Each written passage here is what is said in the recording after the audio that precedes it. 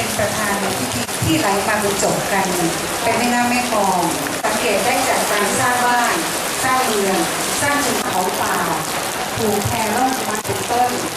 และที่สำคัญยังเป็นแม่น้ำที่กระเป๋าไม่เชื่อเพื่อการพักผ่อนหย่อนใจเรือยาวถึงถ้วยพระราชทานผู้มีเกียรติ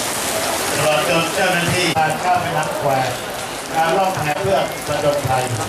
เหตุปัจจัยเหล่านี้รู้ชะตาเมืองกาญจนบุรีและพระเทวสังฆราชเสียงปรบมือดังๆซึ่งถือเป็น